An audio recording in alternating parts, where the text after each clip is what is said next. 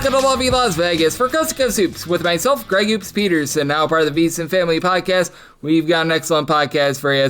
We're going to be joined in segment number 2 by one of our good friends, Rob Donaldson, who does such excellent work over at the show/podcast, Rob's Best Bets. We're going to be chatting it up with him about what we've been seeing here in conference play, some of the teams that he's been able to find a little bit of value on, the dynamics of the Coastal Conference. We're going to be diving in quite a bit on the slate that we've got for Friday as well. And then in the final segment, I will get you guys picks and analysis on every game on the betting board for this college basketball Friday, as we eat some bank shots. If you have a question, comment, segment idea, what have you for this podcast, you have one or two ways we'll fire those in. First one is my Twitter/X timeline at gunit_81. Keep in mind, there's the M, they mean does not matter, so per usual, please do send these into the timeline. The other way is via an Apple Podcast review. If you rate this podcast 5 stars, it is very much appreciated. From there, you're able to fire in whatever you'd like to hear on this podcast via that 5-star review. Did not get in any Twitter/X questions today, but we did have a fun day of college basketball on Thursday. Let's take a look back at it, try to find some trends, and try to get to know these teams a little bit better. Games from yesterday is Greg buzzing about. Here is the rowdy recap. Entering the day, your top against the spread team in all of college basketball is Portland State at 12-2-1 against the spread.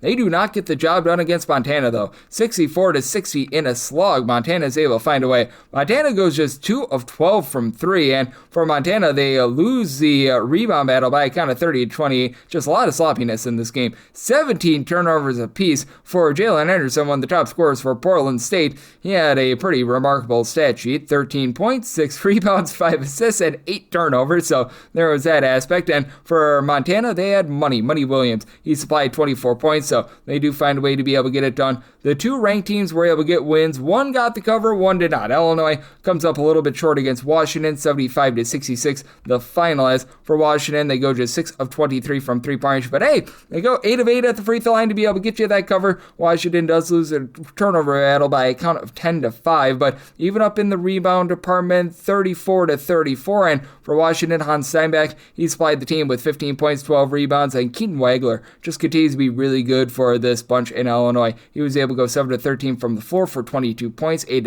assists, and then Davi Banosic, he was able to throw in there 6 rebounds as well. So for Illinois, unable to get the cover, but nice quality win for them. And for Iowa State, this game was close, and then the opening tip-off happened. 97-67 is the final, and Iowa State got up in this game 30-4. They were in a lot of places laying like 16.5, 17.5 or so points, and they were covering within, I would say, the first 7 minutes of this game, as this was not great for Colorado. They honestly don't shoot the world's worst from 3, 7-24 from 3, and after they got down 30-4, they only got outscored by 4 points after that, and at one point, I believe that they had a 2-0 lead. That was evaporated very quickly, and for Colorado, they only turned the ball over 10 times in this game, but for Iowa State, they win the rebound battle, 38-22 for Iowa State, 10-21 from three-point range. You, in this game, actually had a little bit of an unheralded guy in Marion Bateman being your top scorer with 17 points. Just a really good all-around effort for Iowa State. Milami Masilovic, 16 points. Taman Lipsby, 14 points, 5 assists. So for Iowa State, it was belt to rear end in this game. That was a lot of fun to take a look at, to say the least. And then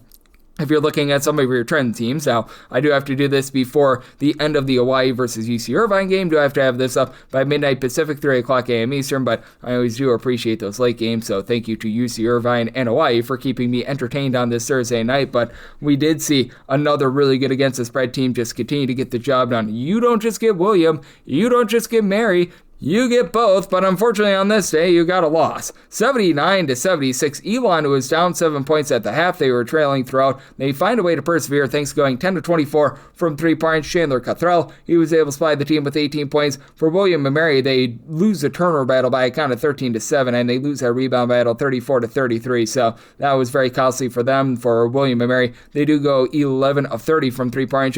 You got some demonstratively good and bad against the spread teams in the CAS. Elon, they themselves have been a really good against the spread team. William Mary's your creme de la creme team at 13-6 against the spread, but Elon's been able to cover some numbers. They've dipped down to 9-11 against the spread, but they've been up and down throughout the year, to say the least, and they certainly have been an over team for you. If you take a look at this Elon team, right now they are 13 overs to 7 unders, so they were able to cash you yet another one of those. By the way, your top over team is currently Denver, 17 overs, 2 unders, and a push, and we did see some interesting over/under teams in action, so we'll get to those in a few minutes, but I'd said also out there in the Coastal Conference, North Carolina A&T is 12-6 against the spread. They lose, but they cover against Monmouth, 83-81 the final, as Trent Middleton, he was able to give you 21 points. Jason Rivera-Torres pretty much bails out Monmouth on this night, as he was able to go off for 26 points, 9 rebounds, 5 assists. He had himself a pair of steals, as well as Monmouth. They do win the turnover battle 16-8, but A&T has been good on the glass. They win the rebound battle 39-28, so a nice quality cover out of them. He also had a nice quality cover if you're still taking a look at the CAA from Stony Brook, as they're 13-7 against the spread, 81-69.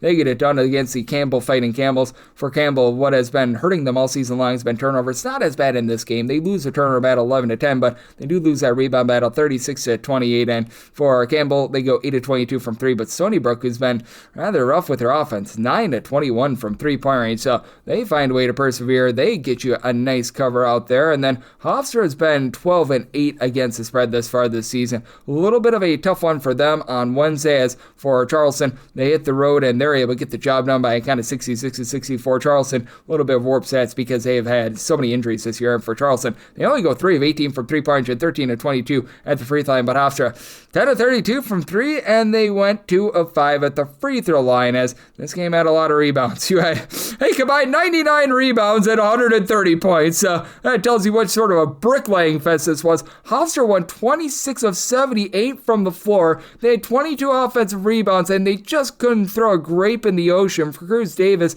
7 points on 16 field goal attempts. So that was a little bit less than tremendous for them, to say the least. Other top teams against the spread in all of college basketball, we have been seeing a nice little rise out of these guys, as for Long Beach State, they're now 12-6-1 against the spread, and they're about 66% to the over as well, but they did get cooled down on Thursday, as we saw a bit of coolage out there in the Big West. For UC Riverside, they get the job done 71-61. For Riverside, they hold Long Beach State to shooting 3 of 15 from 3. Now, they themselves won 5 of 24 from 3-point range, but you did have Riverside win the turnover battle 16-13, so that was a nice quality winner for them, a Riverside team that has had a little bit of a difficult time under Gus Argento, but hey, they are 10-8-1 against the spread. At UC Santa Barbara, they've actually been rough against the spread this year, just 6-12 against the spread, but they were able to find it against UC San Diego, a team that seems to be cooling down quite a bit. 62-48 the final. As for UC San Diego, 5 of 16 from 3-point range. They lost the turnover battle 19-12. Very sloppy game. And for Santa Barbara, you had Mario Little, who was dealing with injury, come back, give the team 15 points, 8 rebounds. They went 10 of 26 from 3-point range. So a Santa Barbara team who's been a relatively rough against the spread thus far this season, they do find a way to be able to persevere and get the job done. Been a little bit of a rough go for a lot of these good against the spread teams. Montana State, another one of them on Thursday, as they entered in the night 11-6-1 against the spread. They fall to Sacramento, this by a count of 83-80, as Prophet Johnson, well, he was profitable for you as he went for 27 points, 12 of 18 from the floor. And Montana State's been a solid team on the road all season long, and they go 15 of 35 from 3-point range, but they go 13 of 19 at the free throw line. Sacramento State, they make all but 3 of their free throws at 11 of 14. That turns out to be the difference in the game. So that was another good against the spread team that was unable to get the job done on Thursday. UT Arlington, they've been 12-6 against the spread, and they were one of those teams that was able to find a way as they take down Southern Utah 80-61 the final. Arlington has also been a really good under team for you as well. This one was very close to the number, but for Arlington, 6 of 17 from 3-point range. For Southern Utah, 4 of 16 from 3-point range, and has not been a great year for Southern Utah, to say the least. They've been able to get a few covers out here in WAC play, but now they're 8-10-1 against the spread. And for Tarleton State, they've been 10-7 against the spread, but they have really been hitting some coolage out there in WAC play. And Utah Valley has been the really top team out there in the WAC. I recognize that they've got 3 losses in conference, but 83-55, they absolutely lambasted Tarleton State. A Tarleton State team that lost the rebound battle by kind of 38-26. They do win the turnover battle 20-19, so you had a nice easy under there, but 8 of 16 from 3-point range for Utah Valley, so they do find a way to be able to get the job done, and they advanced to 10-9 against the spread thus far this season. In terms of worst against the spread teams in all of college basketball, you didn't have a ton of them in action. UMKC, they were a team that was unable to get it done against Denver on Wednesday. They're now 5-14 against the spread, and we're going to be seeing one of these really bad against the spread teams, actually 2 of them, Loyola Chicago and Ryder, on Friday, so that'll be some good, clean family fun. But for Southern Miss, they've been 6-14 14 against the spread. It's been a little bit of a rough season for them, but for Southern Miss, they do find a way to be able to hold in there against Appalachian State. They don't get the cover, but 70-63, Appalachian State, they go on the road, they get it done by going 8 of 17 from 3, and right now for Southern Miss, they're just not shooting it well from 3. 3 of 17 from 3-point range. That was very costly in this game because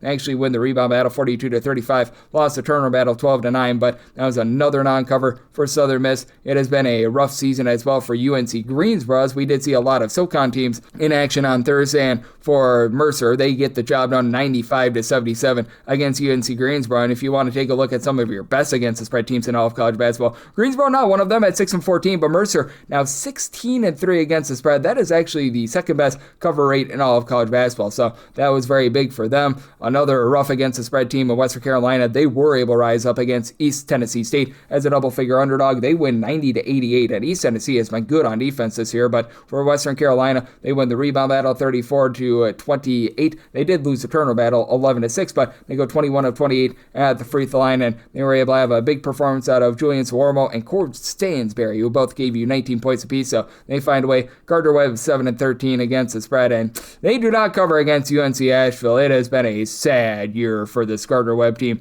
69-50 the final. As for Gardner Webb, actually better defense in this one, but they go 6 of 22 from 3. They lose the turnover battle 13-9. They lose the rebound battle 38-30. So another non-cover for our good friends the Running Bulldogs, as man, they have been running you out of money if you've been betting on them this far this season, and if you've been betting on these guys this far this season, it has also been a little bit less than savory for you, as another SoCon team that's been very unprofitable this far this season has been VMI, and for VMI, they do not get the job done against the Citadel, 80-56. They lose by 24 points to the Citadel. Solad Bassi, double-double for the Citadel, 11 points, 12 rebounds, but yeah, it's not been a great state of affairs for them this far this season, and the SoCon just in general. Like, Mercer has been incredible against the spread for you thus far this season, but outside of Mercer, there really has not been a lot of teams that have been able to get the job done for you. As a matter of fact, for Mercer, they're and Wofford is now 12-8 against the spread. They took it to Chattanooga. They're the lone two teams that are 500 or better against the spread. Every other team is below 500 against the spread, as you also have Furman and Chattanooga now at 8-11 against the spread after they got some non-covers. So it's been a little bit of a rough sledding out there. Mentioned Long Beach State being really your top over team. That was in action on Thursday. They're now 13 overs, 5 unders, and a push, but UNC Greensboro getting back to them. They're now 14 overs to 6 unders. We're going to see a lot of overwhelming teams on Friday, so that should be some fun. Campbell, they're 13 overs, 6 unders, and a push. But Northern Colorado, team that I have yet to mention, they're a very good over team thus far this season. They're up to 13 overs and 6 unders, and traditionally they have been a good over team, and they were able to overwhelm Idaho 91-83. The final, they do get the cover there as Quinn Denker. He goes off for 35 points, 10 assists, 7 rebounds for Northern Colorado, 8 of 17 from 3, but 23 of 33 at the free throw line. They win the rebound battle 39-35, so they were able to net you yet another over out there. Another team has been able to do a very nice job in terms of overwhelming as well, has been Elon. I mentioned them before, 13 overs to 7 unders. Same goes for Hofstra. And Eastern Washington, 13 overs to 7 unders thus far this season. They in Northern Arizona played a slugfest, 92-86 for Northern Arizona. They win this game going 12 of 20 from 3-point range and 26 out of 28 at the free throw line. Not too many missed shots here. Northern Arizona, 5 turnovers. And for Eastern Washington, they did have Isaiah Moses, feel like Moses, with 30 points, but yeah, that was pretty ghastly for them to say the least. And if you're looking at more of your under teams in college basketball, right now the top team, that would be Fordham and UT Arlington. Arlington, they were able to get you another under on Thursday, as that was a closing total right around about 144.5. So they and Fordham tied as your top under teams in all of college basketball, 4 overs to 14 unders apiece. Hawaii, we need to see what happens to this UC Irvine game. As of right now, it's trending a little bit towards an over. It's right now 55-54 with 10 minutes and change remaining in the second half, so we might be getting an over there, but they entered in the day 4 overs and 13 unders thus far this season, so they have certainly been underwhelming for you thus far this season. But another team I was in action that has been really been cashing you the unders, Southern Indiana,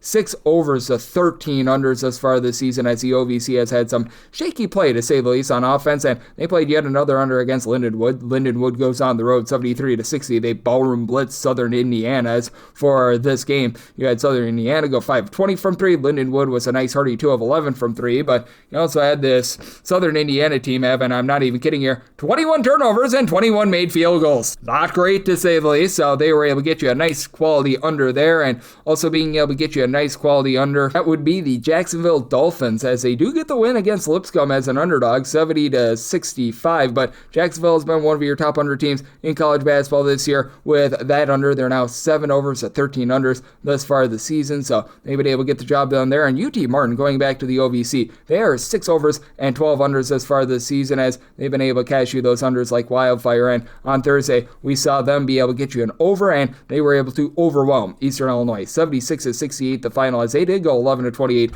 from 3-point range. So very interesting teams out there. And if you're taking a look at trend-wise, what we're getting in college basketball right now, it has been an underwhelming season thus far. The under is sitting in that neighborhood about 50.8%, 1,822 unders to 1,767 overs, and the underdogs are hitting at about 51.3%, 1,839 and 1,749 for the underdogs. And if you look at the last 7 days in college basketball, it has been unders and underdogs. As a matter of fact, the under is hitting at 57%, 174 unders, 131 overs, and the underdogs nearly 51.8%, 158 and 147. So that's what we're seeing in college basketball right now, and that's where we're getting trend-wise. Coming up next, we're going to chat it up with our good friend Rob Donaldson. He does such great work with the show/podcast, Rob's Best Bets, and he's going to be joining me on the flip side right here on Coast to Coast Hoops with myself, Greg Peterson, now a part of the VIllanova Family Podcast.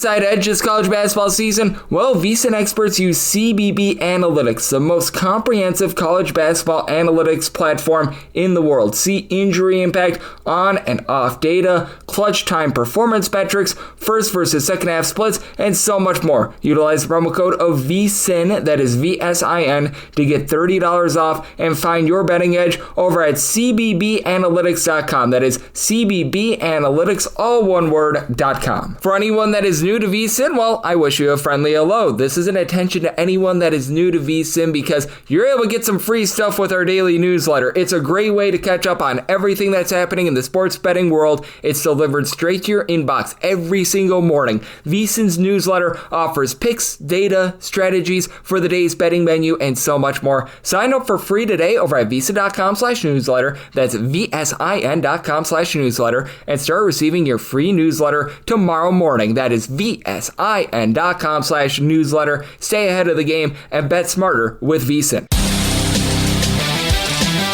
And we're back here, lovely Las Vegas, for Coast to Coast Hoops with myself, Greg Peterson, now part of the VSiN Family Podcast. Always great to be joined by this man, as we've got Rob Donaldson aboard, as he does a great job over at Underdog Fantasy, the show/podcast, Rob's Best Bets, and so much more. I know that he's dialed in on a little bit of everything in terms of college basketball. I know that he's getting geared up for what is going to be a great Super Bowl as well. You're able to follow him on the old Twitter/X at RobDFB altogether. And Rob, it's always a pleasure, my friend. Thank you so much. Yeah, thank you for having me on, Greg. And it's crazy to sit here and be like, all right, there's just a couple days left in the month of January, and we're about to turn this calendar over to February, because February is crunch time for a lot of these teams that are on the bubble or trying to rack up some higher seeds, or even just trying to get back into the swing of things to potentially make a run in the conference tournament. And with all those elements at play, we are definitely getting the best definitive basketball down the stretch from now until the end of kind of the regular season point. And that's going to lead to a lot of really fun betting opportunities, whether you're kind of looking to fade or looking to back some of these teams. Oh, absolutely. It is going to be very interesting, to say the least. And just what do you make out of the landscape right now? Because it does feel like Arizona's been able to separate themselves as that top team in all of college basketball, but it feels like we just have a lot more competition for those like top 4 seeds than we had a season ago. It felt like there was that definitive tier number 1 and then everyone else. And this year it feels like it's just much more spread out in the sport. I think when you look at, obviously the top hierarchy, there maybe are some teams in terms of resume, performance to this point that you can kind of point to and be like, hey, these are a little bit head and shoulders, kind of the rest of the pack. But when you get down to the 5 spot or even the 4 spot in terms of the hierarchy of the entire sport, well, all of a sudden you're finding yourself with a lot of different teams that are complete in some areas, non-complete in some others, and you feel like can really just kind of mesh or have some really fun clashes with one another if it comes down to it in March or even down the road here in conference play. And because of that, I think you're starting to see a lot of, kind of traditional spreads, like say, a 4.5, a 6.5, 7.5 point line that's just been inherently given to the quote unquote better team in some of these home spots rising to fruition, because honestly, I think a lot of these teams are kind of in the boat where that is kind of coming into play of the disparity not really being true like it has in past seasons. Oh, absolutely. It is a lot of fun to be taking a look at those sorts of spots. And then you just have some hammer spots as well. And this is something that I've been noticing over the last few days. It's that we have been seeing just a lot of funkiness with regards to totals. We've been seeing a whole lot of unders. And I think that that's very much par for the course this time of season, because I do feel like games are really slowing down. And I do think that it's a little bit harder for these offenses that were so good at the beginning of the season to be able to keep it going, because the grind does get to these guys. And I feel like this has been a very, very good time to be able to bet some unders. And if we do have this continue, I actually think it could lead to a really good buy point on some overs in early February. I'm right there with you, because I think what's kind of happening is, to your point, the season operating in these different chapters where right out the gate, a lot of defenses feels is very optional. It feels like you're watching AAU with a lot of these transfer portal heavy teams, or just these teams that have a lot of new faces kind of getting their offensive side of the ball going. Then you start to see kind of in this middle part, a lot of teams really start to pick up the identity and be more complete on both sides of the ball. Some teams are truly like leaning into that defensive side of the ball as their primary identity as well. And all of a sudden the pendulum swings back and overcorrects. And to your point, when you have this fresh slate here in February with a lot of data that's kind of all over the place, when you look at start of season versus the last few weeks, all of a sudden you have a lot of these kind of buy points that appear with not just teams, against the spread, but teams on the over, teams on the under. And so to your point, you look it down every single conference, you can probably pinpoint 3 or 4 teams where there's a legitimate chance to get in on some money. And I really like this time of year for that reason. Oh, no question about it, as we do have Rob Donaldson, who does such great work with the show/podcast, Rob's Best Bets, joining me on Coast to Coast Hoops. And have there been a few conferences in general that have really been catching your eye that you've been able to find some good edges on? Because everyone loves to take a look at the big conferences, and there certainly have been some nice edges when it comes to things like the Big 12 and just fading the heck out of Baylor. That's been bad, to say the least. But that said, has there been anything that's really been catching your eye in terms of just a money-making spot, whether that be a team, a conference, something just on the more macro level? Yeah, I think there's a lot of different conferences that are taking over some like very unique identities this season, just because the door got left open, certain teams kind of filled in there, and now it's just a scramble drill of kind of figuring out who's legit, who's not, and whether or not some of these teams and kind of these more mid-major ranks, are they going to improve, or kind of what's the trajectory of their season? One of the conferences that I've really kind of gravitated towards, just because it feels like night in, night out, there's just really good basketball being played. And at this point, because it's such a high level mid-major, in my opinion, we're starting to really kind of figure out which teams are for real and which ones you can kind of sell on. That's the CAA. I think when you look at the CAA, obviously the kind of traditional stalwarts of the league, UNC Wilmington, Charleston, they're still in the fixture. They're in the 1 and 2 spots right now, even if you look at the current standings.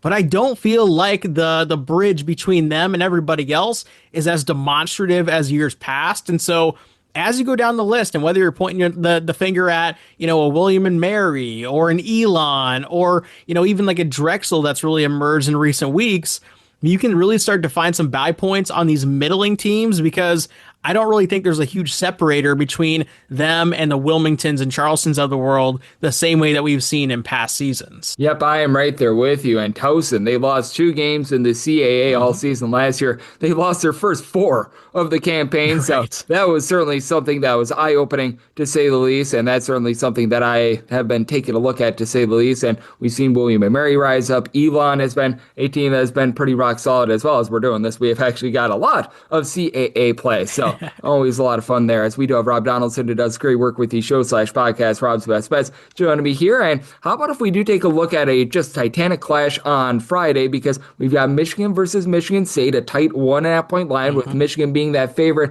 145.5, 146.5 being that total. How do you take a look at this game with a Michigan team that I don't think that they've covered any of their last 5 games, might actually be their last 6, but as we know, they were laying double figures in all of those games, and now you're in a much more tight line And for Michigan State, it's not a team that is necessarily the sexiest team in the world, but they're just so tough. They're so defense-oriented, looking to slow down games, and I think that it makes for a really great Friday slobber knocker. 100%. This is one of the games of the year so far, and the beautiful thing about this game is it also is a traditional rivalry between two coaches who have been there and done that in the NCAA tournament, in the NCAA regular season as well. For Dusty May, multiple stops. Tom Izzo, Michigan State has been, what we identify him with. But when you're talking about this game in particular, I think Michigan really reminds me of 3 years ago when you look at that UConn team that made the run on their first run at a national championship. If you remember, really well, they were killing people in non-con play, and it felt like they were just lighting the world on fire.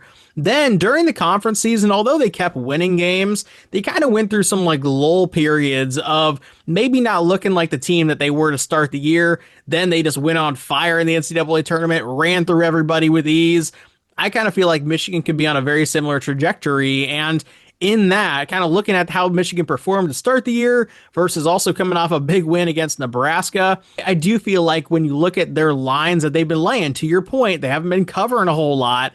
I think it's a lot of inflation that's being built into their betting side in terms of, not actually how they're performing win-loss wise, but against the spread in the market of this betting front. And when you're looking at Michigan State, they've been rolling around just as well as Michigan has in conference play, if not a little bit better, in my opinion.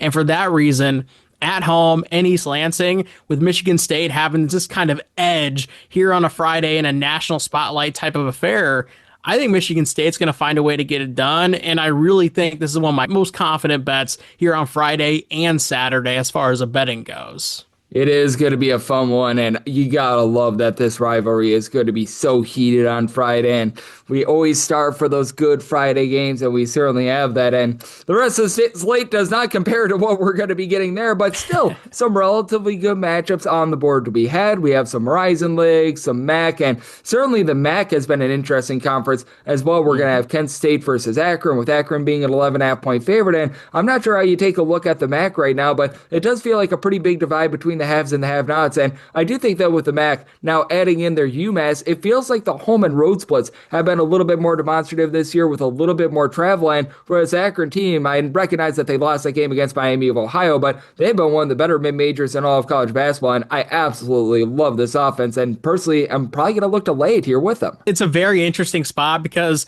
normally when you see a line like this, especially when you look at Kent State, and one, this is a rivalry game. Obviously, from the standpoint of even just looking at the win-loss records, they look close enough where you wouldn't expect a double-digit line the way that Akron is coming in here. But to your point, Akron year over year under John Gross have just proved that they are one of the hammer bets in this conference to make it far, to really kind of dominate in certain spots.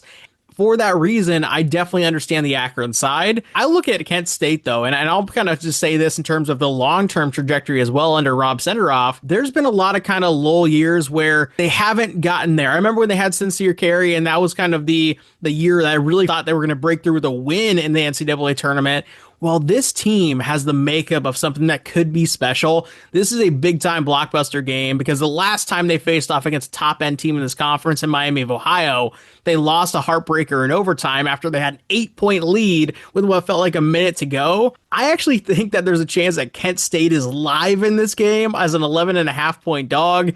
Maybe it's going to be just kind of feeding money, into the void because this is the blowout spot of all blowout spots for a team like Akron. But I do feel like Kent State's makeup is going to keep them in this game with a chance to win. And personally, I am going to be taking a stab at that money line with the Kent State Golden Flashes here as well. And Delreco Gillespie, he has been one of the best mid-major big men in all of college basketball, so that is going to be very fun to watch. And we've got ourselves some Ivy League action on Friday as well. We don't quite have the back-to-backs quite yet, if I'm not mistaken, but that's always fun where they play on Friday and then they play on Saturday. And certainly we have some large lines out there with Yale laying 15.5 against Dartmouth. We've got a massive 161.5 total with Cornell versus Princeton. Anything that you're looking at in terms of Ivy Madness, because I am very intrigued by these games, especially what we're going to be seeing that Columbia versus Penn game with a Columbia team that has been so great on the glass this season. And honestly, I'm glad you kind of brought that last point up of Penn versus Columbia, because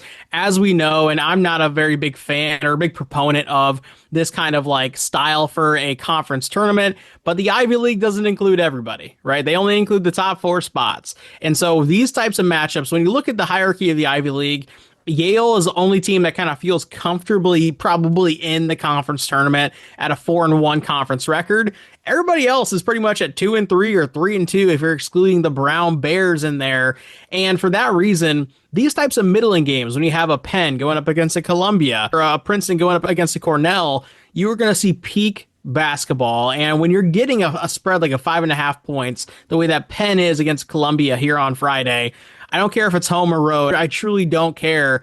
I think you look at the Dog in that matchup as having a real big chip on their shoulder, especially after losing 2 straight. And I love the Penn Quakers to not only cover that game, but win that game outright. And that's, again, just one of my favorite bets there on Friday.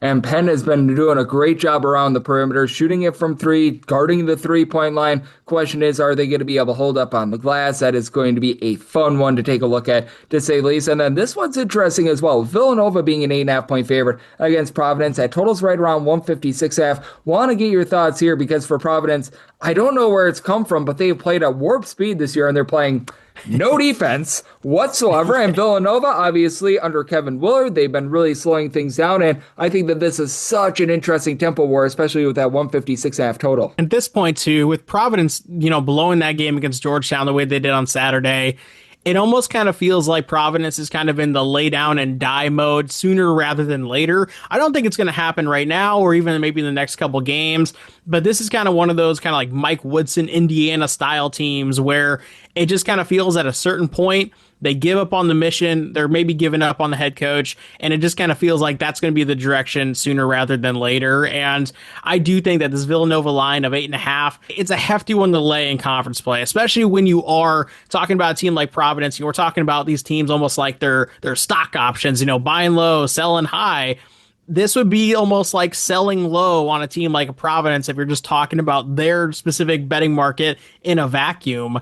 But I do feel like in this particular matchup, you lay the 8.5 points with Villanova, because I think there's a chance with that kind of potential upside if you're Villanova, downside if you're Providence, for this game to really open up and have a margin of victory as, a 20-point number at the very end of it there. And I do think that we could be able to get an over as well, because Providence, I do think that they're going to be able to find some good looks against Villanova. And man, this team has not played any defense all season long. So that's certainly going to be a game of intrigue for me. And Rob, is there anything that's really standing out to you, whether that be for Friday, whether that be sport-wide, or just something in general that you've been coming across that has been catching your eye in college basketball? Well, in terms of Friday, I think there's actually a lot of like fun traditionalist matchups, and one of them is going to be happening in the A10 between Dayton and St. Louis, because this almost kind of feels like the changing of the guard, if you will, out there in the A10.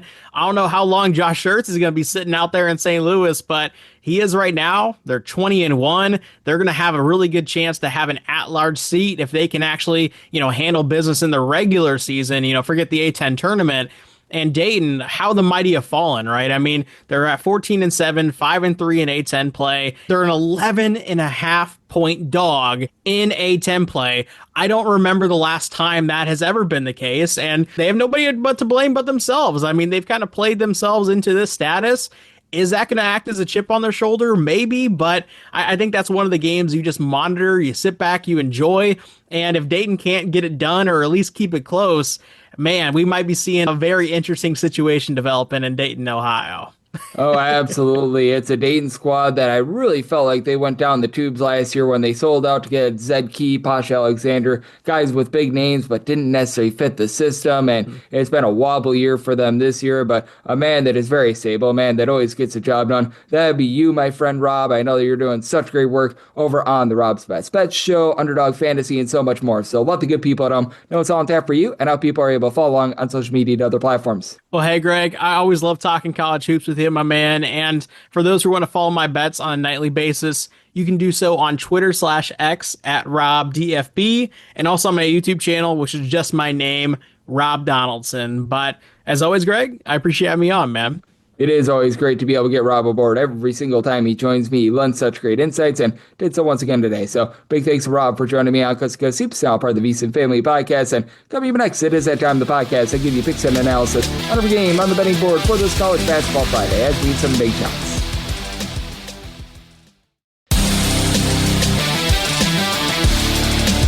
And we're back here, lovely Las Vegas, for Cusco Soups with myself, Greg Hoops Peters, and now part of the VSiN Family Podcast. Always great to be joined by our good friend Rob Donaldson, who does such great work with the show/podcast Rob's Best Bets. Every single time he joins me, he lends such great insights and did so once again today. So big thanks to Rob for joining me in the last segment. Now it is that time of the podcast. I give you picks and analysis on every game on the betting board for this College Basketball Friday as we hit some bank shots. Most financial establishments close at a certain time, but not here. It is time for a side and total on every game on today's betting board bank shots. Do note that as per usual, any changes are made to these plays will be listed up on my Twitter/X feed at gunit_81, and we are going to be going in Las Vegas rotation order. Today it's very easy. We don't have any games on the extra board, so that means that we are going to be going in time order aside from the fact that Louisiana Monroe and Georgia Southern got postponed yesterday. That's a right-in game that goes to the bottom. So we start things off 8:51, 8:52. Akron is going to be playing against Kent State. Kent State is an underdog here of 11.5 points. 171.5 is the total. I set a total of a 173.5. I do like the over mainly because you're just going to get a lot of possessions in this game. This Kent State team all of a sudden has turned into one of the biggest blazers in all of college basketball. In terms of total possessions per game, they are 6th in the country. Akron is 55th, and for Akron, this team has just been so good on offense this year. They're actually 2nd in the country in terms of points scored on a per possession basis. They do it inside, they do it outside, and for Kent State, the one fear that you do have with this team in terms of holding up their end of the bargain with regards to the total is that they have been sloppy with the ball. In terms of turnovers on a per possession basis, they're actually 312th in all of college basketball. Akron, the exact opposite. They're 71st. They do a great job in terms of protecting it. And Akron is a solid team in terms of generating turnovers, not necessarily amazing, and both teams should be able to get some open looks from three-point range, as for Kent State, they have been really giving it up from the outside. Right now, they're allowing teams to shoot about 35.6% from three, 272nd in all of college basketball. Akron at home actually allows teams to shoot 36.5% from three themselves, but for Akron, I'm willing to lay it just because of all the star power that you've got with Tavari Johnson supplying 20.5 points, shoots 39% from three, and then Shema Scott, Amani Lyles both shoot over 43% from three, a combined 29 points per contest. Lyles throws in their 7.5 rebounds per game. The Mahaffey brothers, Evan and Eric, they've been able to combine for about 18 points. They both shoot 39+% from three-point range. So many weapons for this Akron team. Akron pretty solid in terms of giving themselves some second and third chances on the glass as well. And then on the Kent State side of things, you do have one of the most dominant big men in mid-major college basketball. That would be one Mr. Dereko Gillespie, 19 points, 12 rebounds per game. And the three-point shooting is way up for the team. 36.5% three-point shooting percentage, top 75 mark in the country, with Morgan Safford shooting 36% from three, 14 points per game. The turnovers are an issue, but Zion Medley at the point guard spot has given out 7 assists with right around about 11 points per game. And it is a Kent State team that's the top 125 team in terms of percentage of their missed shots that result in an offensive rebound. Their games involve a lot of free throws, so that means that you get even more chances to be able to score. So it is a circumstance where I did set a high total here of a 173.5. I'm going to be willing to take a shot on the over, but I do think that Akron just continues to be that rock-solid offense that we have been seeing all season long, so I'm going to be willing to lay the number. I made my number 13.5.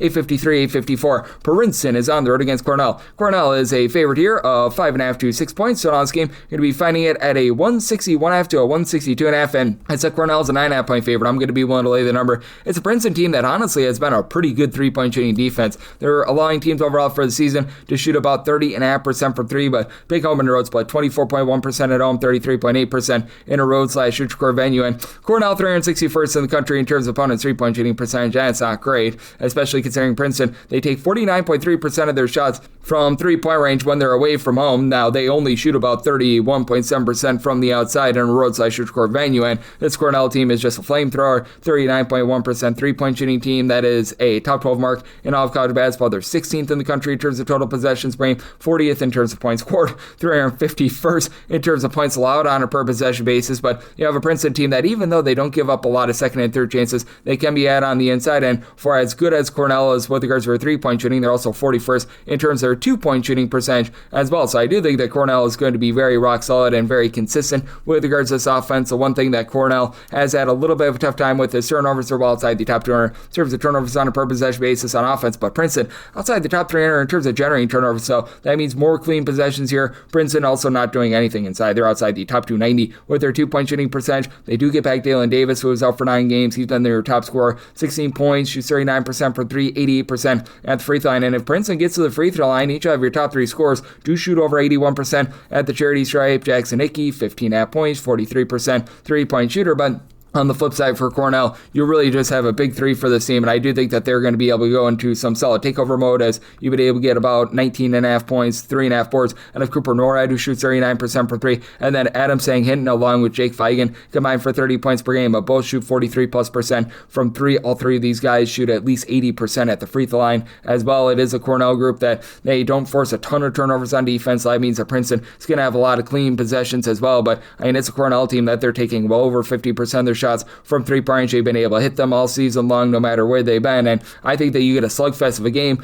While Princeton is a slower and controlled team in terms of total possessions, ranking 318th, I do think that Cornell is going to be able to speed this game up a little bit. I think that you get really good offensive efficiency with Cornell just flat out being the more efficient offense. I set my line at 9.5, so I'm going to be willing to lay up to 9 with Cornell, and I'm in on the over. Set my total at 165.5, 855, 856. So you've got Siena, and they're going to be on the road against Niagara. Niagara is a home underdog of 8.5 to 9.5 points, 128.5 to 129.5 is the total. I did set a total here over 132.5. I do like the over. Now, you do have 2 teams that are playing very slowly. Siena is 361st in the country in terms of total possessions per game. Niagara is 362nd in the country in terms of total possessions per game, and for Niagara, the offense has been quite ghastly, to say the least. They are outside the top 290 in terms of points scored on a per possession basis. A team that is supposed to be built around 3-point shooting is right now shooting about 31.9% from the outside. That does rise at 37.1% at home, though, and this has been a Siena team that's been rough with their 3-point shooting, 31.3%. That is short 94th in all of college basketball, but reason to believe that they should be able to get a little bit more online here, because Niagara has been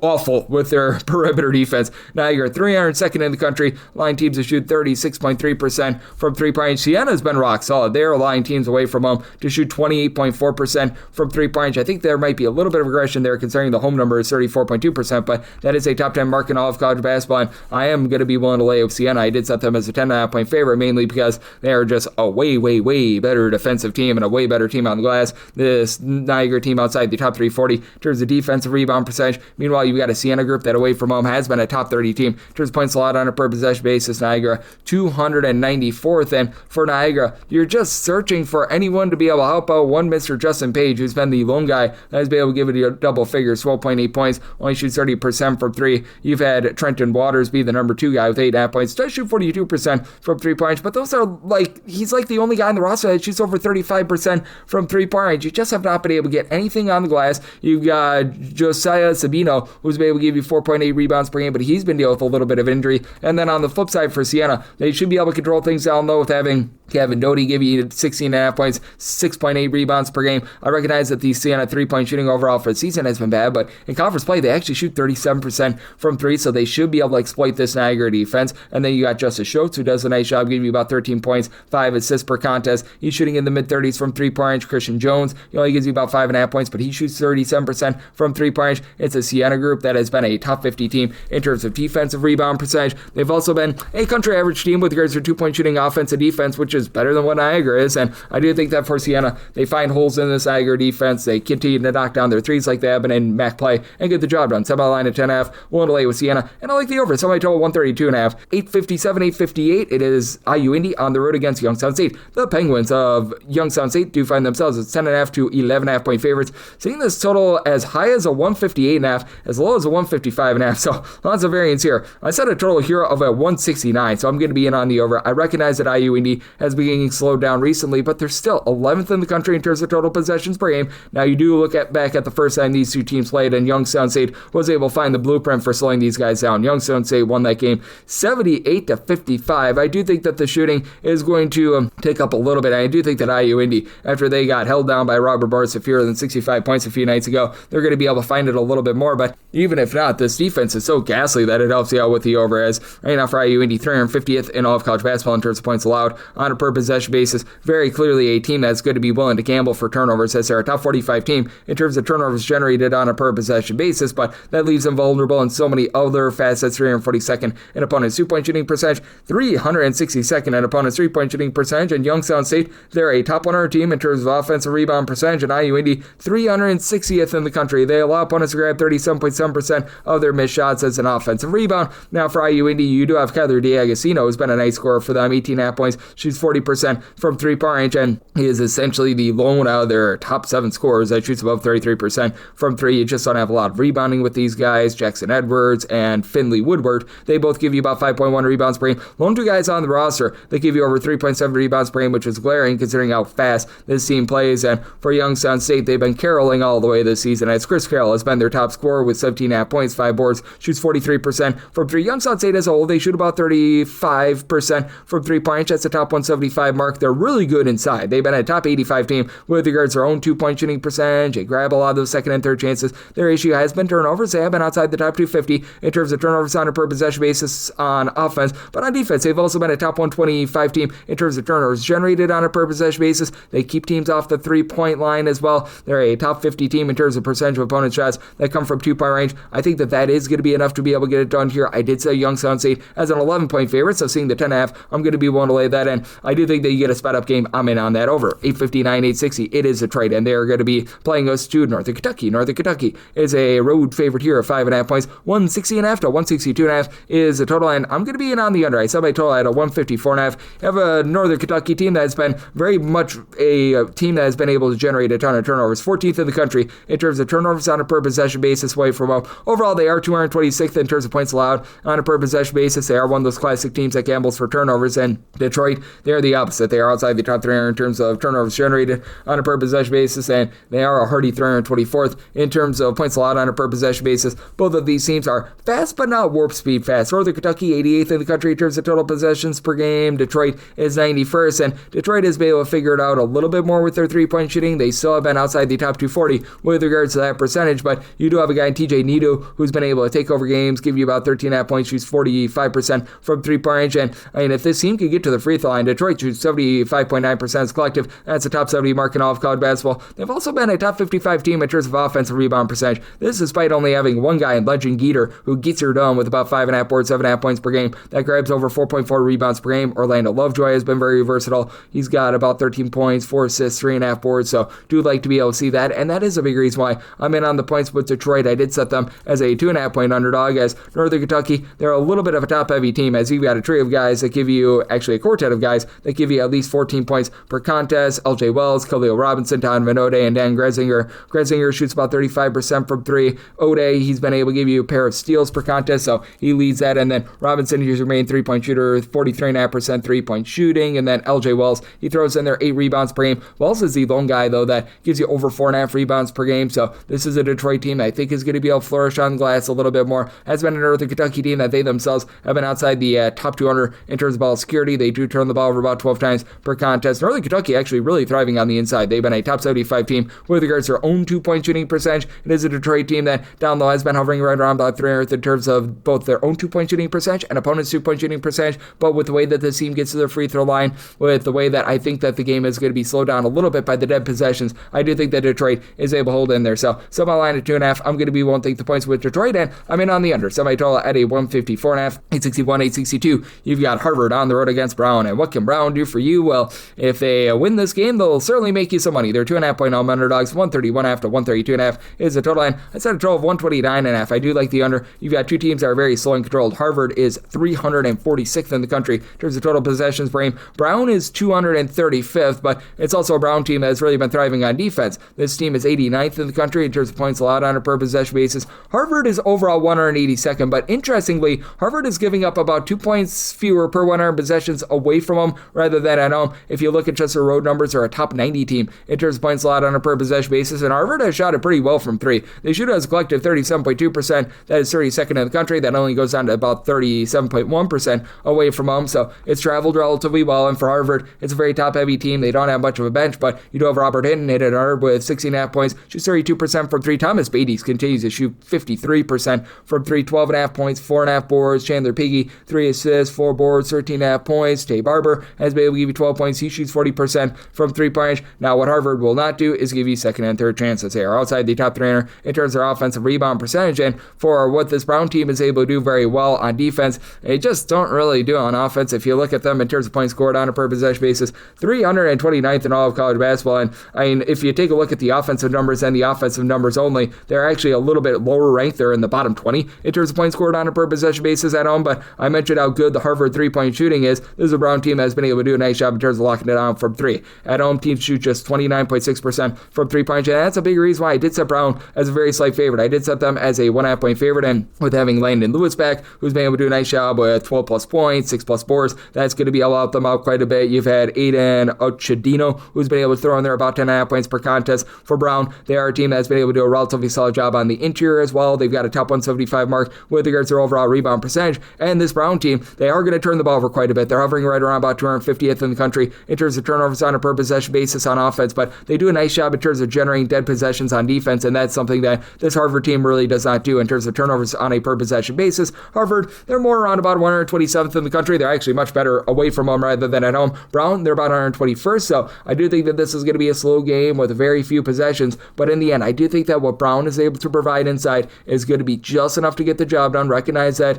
the offense has been a little bit sketchy with them, and this is a Harvard team that shoots 79% of the free throw line. That is a top 10 mark in all of college basketball, but also a Harvard team that isn't doing a ton down low, and they are outside the top 250 in terms of opponent's 2-point shooting percentage. So made my line 1.5. I like Brown here on the money line, and I'm in on the under sub. I total 129.5. 863, 864 on the card. Iona is going to be playing against the Fairfield, and the Stags, who find themselves as a 2.5 to a 3.5 point underdog. 149.5 to 150.5 is the total, and I set a total of 151.5. I do like the over. This is a Fairfield team that is not necessarily the world's greatest shooting team. They are outside the top 230 with regards to their 2-point shooting percentage, but still, they're a top 155 team in terms of points scored on a per possession basis. And if you look at them in a road or neutral court venue, that actually goes upward. They find themselves in the top 90 with this regard, and a big reason why is that they're doing the little things well in terms of percentage of missed shots that become an offensive rebound. It's a Fairfield team that is right now checking in 52nd in the country, and once again, when you get them away from home, that actually goes to the top 30 in all of college basketball, and they just don't hurt themselves in terms of turnovers on a per possession basis. Fairfield 48th in all of college basketball. Now on the defensive side of things for Iona, they've been really good in terms of their 3-point shooting defense. 23rd in the country, opponents shoot 29.9%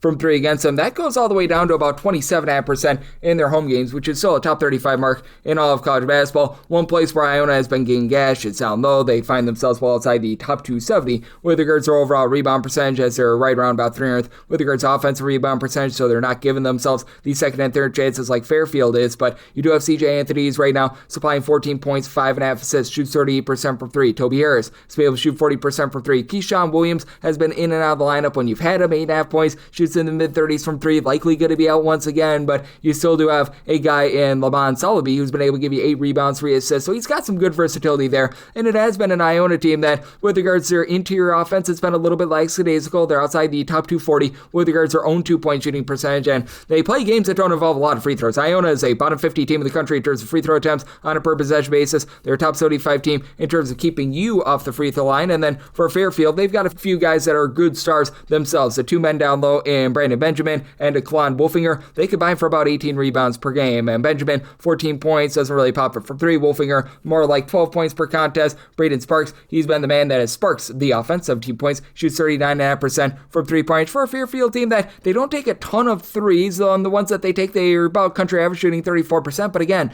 they do hover right around about 300th in the country in terms of their own 2-point shooting percentage. So that if they get forced to the outside, Iona's going to be able to do a great job on that front. If it comes down to free throws, which you're probably not going to get a ton in this game, Fairfield doesn't get to the free throw line much themselves. They shoot about 72.5% at the free throw line. So it's an interesting circumstance here with Iona. I did set them as a 5.5 point favorite. I do believe that with their perimeter defense, they're going to do a good job here, but I do think that both teams are going to be able to keep things relatively clean with regards to possessions, take care of the ball, and I think that that's going to help you out to the over, especially with Iona playing as quickly as they are in terms of total possessions, ranked 109th in all of college basketball. Fairfield, neither fast nor slow. They're more around about 260 so I did set a total here of a 151.5. I do like the over, and with Iona, I'm willing to lay up to 5 with them. 865, 866, you've got Quinnipiac. They play with Sacred Heart, and Sacred Heart is a sizable underdog here, as you're going to be catching with them between 8.5 to 9.5 points total on this game. It is 156.5. I did set my line at 10. I'm going to be willing to lay with Quinnipiac. You do have a Sacred Heart team that's just getting absolutely tattooed from 3-point range. They're allowing opponents to shoot 35.6% from 3. That is 274th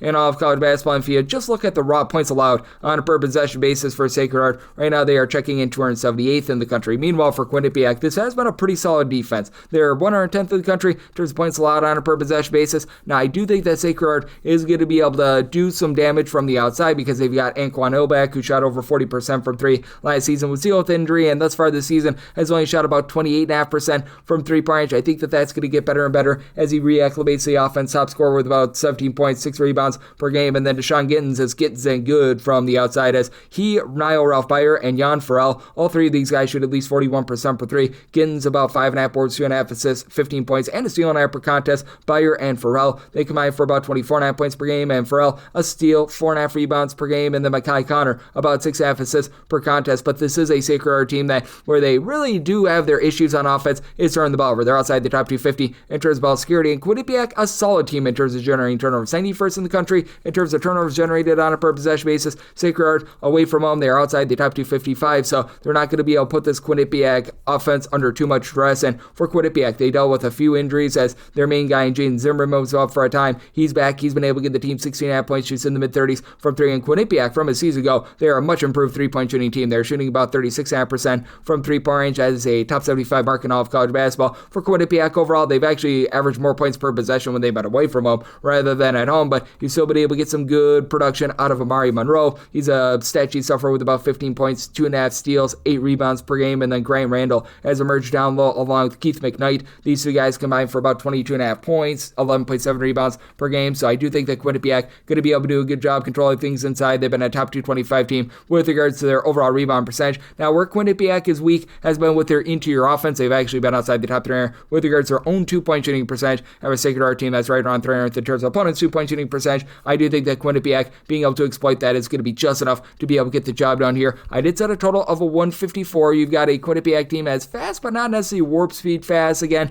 right around about 120th in terms of total possessions per game. And Sacred Heart, a lot of people think that they're an up-tempo team, only about 214th in terms of total possessions per game. So I'm going to be in on the under, so I total 154 and one lay up to 9.5 with Quinnipiac 867, 868. It's Ryder on the road against Manhattan. Manhattan is a favorite here of 6.5 points, 144.5 to 145.5 is the total, and I set Manhattan as a favorite of 12.5 points. So I'm going to be willing to lay it.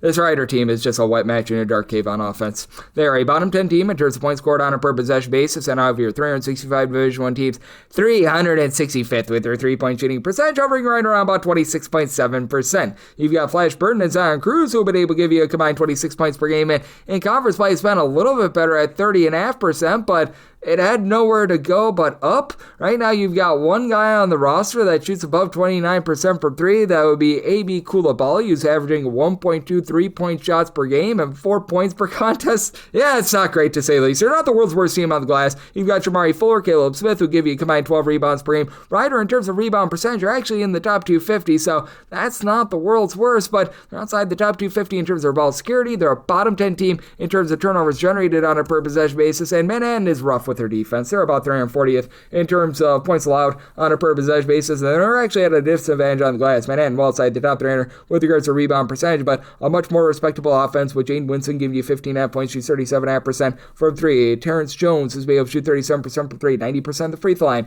11 points per game. Big key for this Manhattan team is getting to the free throw line. They're a top 15 team, shooting about 78.5% at the free throw line. They're not good with their interior offense. They're outside the top 300 with their two-point shooting percentage, hover more around 33% from three-point range, and each of your top three scorers do shoot at least 36% from three-point range, and does a good job taking care of the ball. Top 125 team, there's a few turnovers on a per possession basis. I think that Ryder is just so sorry that they should be a double-figure underdog in this spot because they just don't execute. Ryder is also playing very slowly at about 332nd in terms of total possessions per game. You've got a Manhattan bunch that is a little bit more of a mid-tempo team. In terms of total possessions per game, they're checking in more in that neighborhood about 160th, so I did set a total here of a 144.5. I'm going to be willing to lay it with Manhattan, and right now I'm seeing a 145.5 out there. I'm in on that under 869, 870. It's Mount St. Mary's on the road against St. Peter's, and St. Peter's is a favorite here of anywhere between 6 to 7.5 points. Totals between 137.5 to a 138.5, and I said St. Peter's as the 8.5 point favorite. I'm going to be willing to lay the number.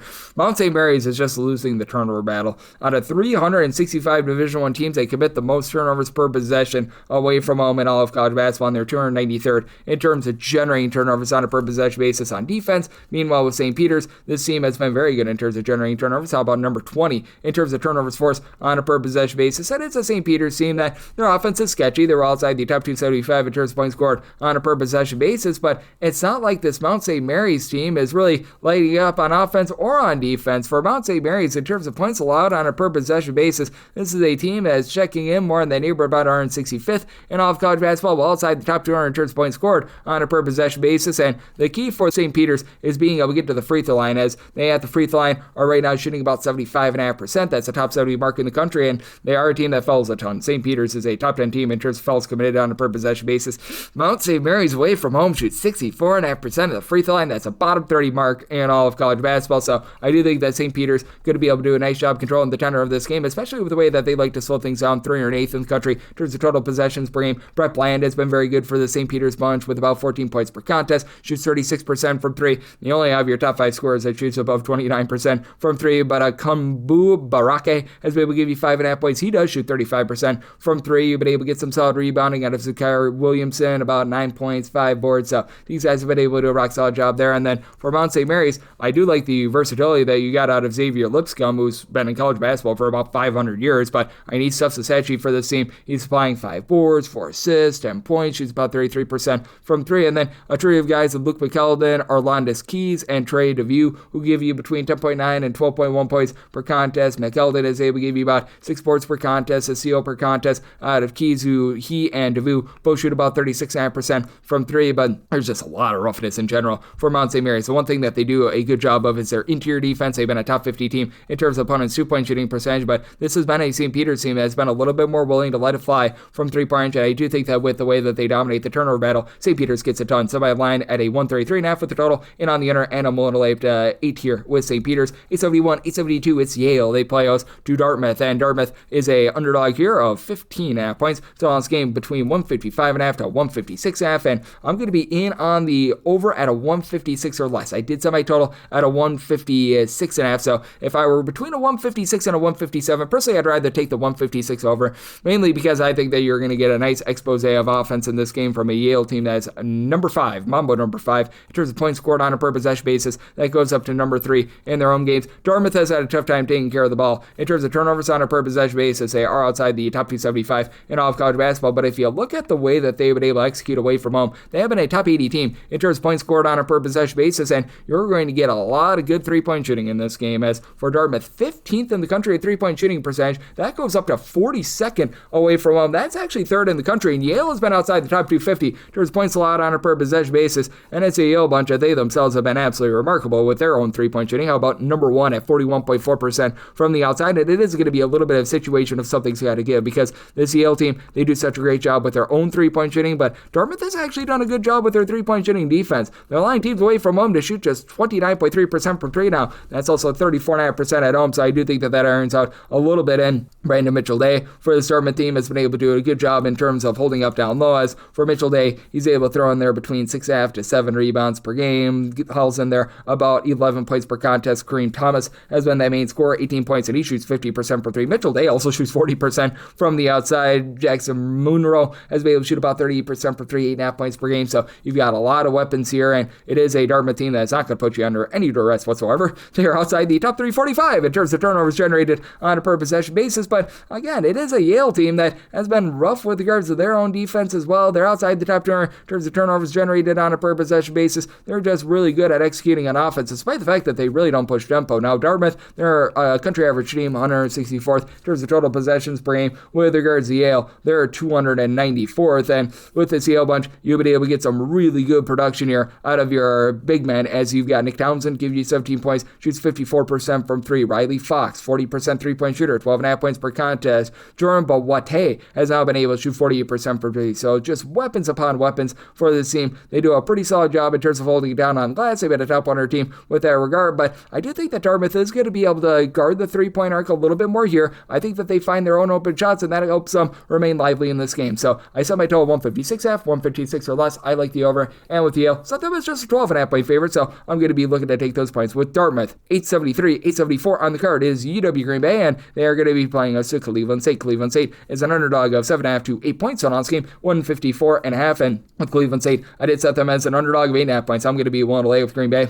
It's a Cleveland State team that has just been getting absolutely lambasted on defense, and for Cleveland State, they do allow a lot of wide open looks on the inside. They've actually been pretty solid with their three-point shooting defense. They allow teams to shoot 32.8% from three. That's a top 150 mark in all of college basketball in Green Bay. They have been getting a little bit blowtorch from the outside. They allow teams to shoot 36.2% from three, and three-point shooting is like the lone thing that Cleveland State has been able to do a good job of thus far this season. As for Cleveland State, they do find themselves in the top 100 with this regard. Cleveland State right now shooting about 37.9% for three, which actually goes to 39.3% away from home, and they won't be put under duress. That's a UW Green Bay team that is a bottom 10 team in the country in terms of turnovers generated on a per possession basis, and Cleveland State has very much lost the turnover battle. They're inside the top 275 in terms of turnovers generated on a per possession basis. They are 306th in terms of taking care of the ball on offense themselves. Green Bay, they're a team that's like hovering right around about 150th in so many different aspects of offense, 147th in terms of turnovers on a per possession basis, 109th with their own three-point shooting percentage. Not a team that's overly flashy, but again, in terms of points per possession, they're about 118th in all of college basketball. And for Cleveland State, for as good of a three-point shooting team as they are, they're about 181st. And for Cleveland State, they're just not really giving you a lot down low either. As for Cleveland State, Trey Beard has really been that main man for them in the backcourt. He's supplying about 14 points per contest, 3 assists from three-point. He's been able to shoot about 45% from three. And then Dayton Nase has been able to give you about 15.5 points, 6 boards, pair of assists. He shoots about 37% from three on low volume. Jaden Lipscomb has been a solid 40% three-point shooter as well. But you've got a really nice starting five, a guy or two like a Foster Wonders, who actually used to play for UW Green Bay, coming out off the bench. And then you don't have a whole heck of a lot else. And for this Cleveland State team right now, outside the top 320 in terms of opponents' two-point shooting percentage, your country average with their own two-point shooting percentage, but they're also giving up so many second and third chances. And that's going to be a situation of something's got to give. UW Green Bay, in terms of their offensive rebound percentage, they're outside the top 340 in all of college basketball. Cleveland State outside the top 320 with their defensive rebound percentage. So UW Green Bay doesn't get any offensive rebounds. Cleveland State gives up a whole bunch of them. And then you've got Marcus Hall along CJ O'Hara, who both been able to give you about 13.5 points per contest. Hall shoots 37.5% for three. Preston Rudinger has come on strong, shooting over 43% for three. He's able to supply about 11 points per game. And with this UW Green Bay team, they've already been able to knock off Cleveland State once first time around on the road. That was 88-73. And even though it's a Cleveland State team that plays super duper fast, 70th in terms of total possessions per game, UW Green Bay, they're looking to play slower, 341st, with UW Green Bay being pretty efficient on offense, inefficient on defense. I do think that leads to a little bit of a higher scoring game. Now, I don't think we quite get what we got the first time around, as I did something I told here at a 154.5. I saw an initial opener of a 156.5. If we can get back right around about a 155.5, 156.5, like I was saying before, I will be in on the under. But that said, I do think that Green Bay is going to do a nice job taking care of the ball, and I do think that Cleveland State, just with their inability to be able to play down low, I recognize that UW Green Bay is not necessarily monsters of the midway. You really don't have anyone outside of Marcus Hall who gives you over 5 rebounds per game, but they're much better there. They're much better at taking care of the ball. I think that that's enough to be able to get the job done in this ordeal. So I'm willing to lay up to 8 here with UW Green Bay, and I'm going to be in on a 155 or higher to the under. 875, 876. Providence is going to be on the road against Villanova. Villanova is a favorite of 7.5 to 8.5 points on this game. It is 156.5, and for Villanova, I did set them as a favorite of 7.5 points. So I'm going to be willing to take 8+ here with Providence, as I do expect a high scoring expose. I set my total at 163.5. You've got a Providence group that has been 58th in the country in terms of points scored on a per possession basis. That goes into the top 45 when they're away from home. And for Providence, this has been a really good three-point shooting team. Overall for the campaign, they shoot about 35.2% from the outside, with Jason Edwards and Jalen Sellers combined to shoot 37% per three, combined 33.5 points per contest. And if Providence can find a way to the free throw line, they've been a top 20 team shooting 78% at the charity stripe. They do a pretty solid job taking care of the ball, while they themselves are outside the top 320 in terms of turnovers generated on a per possession basis. And for Providence overall this season, they're outside the top 330 with their three-point shooting percentage. Defense at 37.7%. Villanova at home, they allow opponents to shoot 38.3% from three. That's outside the top 330. So I do think that you're going to have a lot of good looks here. Oswin, can't pronounce the last name, 2.7 blocks, 8 rebounds per game. He's a lone guy for Providence that's giving you over 4.6 rebounds per game. But for Villanova, you've got something relatively similar. And Duke Brennan, who's been really good for them down low, as he's been able to supply 12.5 points, 10.5 rebounds per game. Tyler Perkins is the only other player that gives you over 4 rebounds per game, but it is a Villanova team that they themselves shoot about 36.5% per three. They've been a top 65 mark in the country, and that goes up to 39.2% when they're at home, with Bryce Lindsey taking things over with about 14 points per game. You right now have 6 different guys for Villanova that give you at least 10 points per contest, and then you pretty much don't have anything else. It's a very, very thin rotation. It's sort of what Kevin Willard had with the Crab 5 a season ago though, over there at Maryland, but you have had Perkins, who I mentioned before, give you 12.5 points, shooting in the mid-30s from three-point range. In a pressure spot, though, Villanova, they only do shoot about 71.2% at the free throw line. That is a little bit of a concern. Villanova, a top 150 team in terms of both their two-point shooting percentage and opponents' two-point shooting percentage, but not overly dominant there. I do think the Providence going to be able to execute on offense just enough to be able to hold in there. So it's a circumstance where I set my line at 7.5. I'm going to be willing to take a shot on the over in Providence. They are 5th in the country in terms of total possessions, playing at warp speed. So by total 163.5. I like the over. 877, 878. Marist is on the road against Canisius. Canisius does find themselves as a underdog here of 11.5 points. 125.5 to 126.5 is a total, and I made a total of a 127.5. I'm going to be in on the over. Now, Canisius, one of the slowest teams that you're going to find in the country, 356th in terms of total possessions per game. Marist a little bit faster, but not much. 289th in the country, and it's a Marist team that they've left something to be desired on offense. We're in 54th in the country in terms of points scored on a per possession basis, but with this Marist bunch, I can only set them as a 9.5 point favorite, but I do think that they should be able to do a solid job controlling this game because they go up against Canisius group that they've been leaving quite a bit to be desired defensively in terms of points allowed on a per possession basis. We're in 51st, and this Marist team, they have been really good on defense themselves. How about 7th in the country in terms of points allowed on a per possession basis, and they've all of a sudden become a top 15 team in terms of turnovers generated on a per possession basis. Typically, this is a team whose forte is with their two-point shooting percentage defense, and it's still very strong. They're 20th in the country there, but they've been much better in terms of guarding the perimeter this season. Now, for Marist, you've been able to have Justin Menard do a nice job of being the main facilitator for this offense. He's thrown in there just under 3.5 assists, 10.5 points from 3 points. He's able to shoot about 35% from 3, but it is a Marist team that still does have their concerns on offense. Now, I will say, if they can get to the free throw line, they're one of the worst teams at getting to the free throw line in the country. They shoot 78.8% when they are there. That is a top 10 mark in all of college basketball, but that said, they've been generating a couple fewer turnovers here recently, and with this Canisius group, I do think that they're going to be able to do just enough to hold in there because I do like their main two guys in Khalil Singleton and Brian Adanja, who combine for 26.5 points per contest. Between the two of them, they shoot about 37.5% from 3 for Canisius, where they're really weak is down low. They're outside the top 350 in terms of their own two-point shooting percentage, but they've actually been relatively okay in the glass, top 225 team with regards to their overall rebound percentage. For Canisius, they've been able to do an okay job in terms of guarding the three-point line as well. They've been a top 175 team there. They're very vulnerable on the inside, about 300th with regards to opponent's two-point shooting percentage, but Michael Everbrow gives you about 6.5 boards, steal and a half, 8.5 points per contest, while Miles Wilmoth has been able to give you a block per game, as this has been a team that's been relatively okay with regards to their shot blocking between those two guys, and I do think that that's just enough for them to hold in there, and I do think that this has a propensity to be just close enough for late game fouling. It should be a slow and controlled game, but I do think that both offenses execute just enough to be able to help you out with this over, so I did set my total at a 127.5. I like the over and anything a double figure. 7 plus won't take those points with Canisius. 879, 880 on the card. It's Columbia playing us to Penn, and the Quakers of Penn are an underdog of 5.5 points. So on this game, it is 152.5, and I set my line at 7. So I'm going to be one way with Columbia.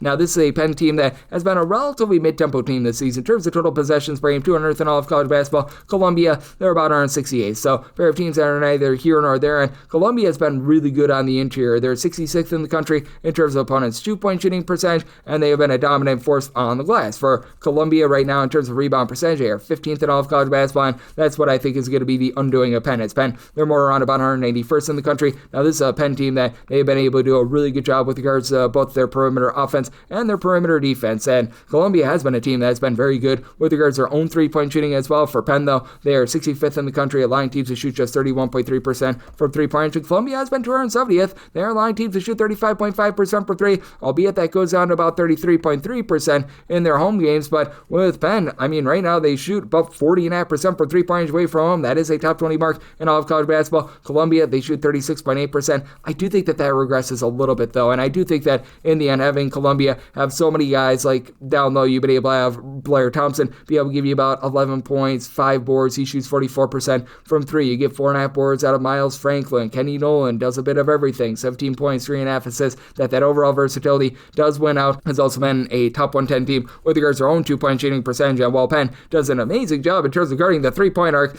down low they are outside the top 275 in terms of both their own two-point shooting percentage and opponents' two-point shooting percentage. In a pressure spot, they only shoot about 69.5% at the free throw line as well. And for Penn, you've had Ethan Roberts come back off of injury. He's been rock solid, 19 points, shoots 44% from three. And then TJ Power, Michael Zanoni, they combine for 27 points per game between the two of them. They shoot about 38.5% from three-point range. But I do think that with Columbia doing such a great job in terms of controlling the glass, with Penn not being a team that puts you under duress, I do think that Columbia goes out there, gets a job done, and second chances, they're just going to be hard to come by in this game. So I did set my line at 7. I'm going to be willing to lay with Columbia, and I like the under. I did set my total at a 151, 881, 882. It is Michigan. They're going to be on the road against Michigan State. Michigan State does find themselves as a 1.9 home underdog. 145.5 to 146.5 is the total line. I set a total of a 147.5. I do like the over. It is a Michigan State team that has been quite slow and controlled. In terms of total possessions per game, they're 281st. Michigan, they are the exact opposite, as the Wolverines are 15th of the country in terms of total possessions per game. Looked like they were in for a very overwhelming game a few days ago against Nebraska, and then things very much slowed down. And Michigan, a pedestrian three-point shooting team, 159th in the country, though that goes up to 35.5% away from home. And Michigan State, one of the most funky home and road splits that you're going to find. They shoot 40.2% from three-point range away from home, 32.7% at home. I do think that that's going to be ironing out a little bit. And this has been a Michigan team that, in terms of points allowed on a per possession basis, they've been one of the best in all of college basketball. Right now, the Wolverines, they are checking in that neighborhood of third in all of college basketball. Michigan State is ninth, but I do think that this game is close enough for late game felling, and I truly believe Michigan State pulls this game out. I did set them as the 1.5 point favorite. I'm in on the Spartans on the money line, mainly because they've got the best facilitator in this game. That would be Jeremy Fears, who's been having no fears with giving out 8.9 assists, 14 points per contest. Doesn't necessarily pop it well from three, but Jackson Kaler, good versatility, 13 points, 9 boards. He shoots 44% from three. Kurt Tang is how about able to shoot 36% from the outside. And for this bunch, they just make life miserable for you. They don't generate a lot of turnovers, and that's a part of the reason why I'm in on the over as well. Michigan State is outside the top 240 in terms of turnovers generated on a per possession basis, and the Wolverines do have the propensity to turn the ball over a little bit, but his Michigan State team is a top 45 team in terms of both opponents' 2-point and 3-point shooting percentage, so very well rounded there. Well, for Michigan State, they've been a top 50 team in terms of both opponents' 2-point and 3-point shooting percentage, and they make their hay down low. Michigan,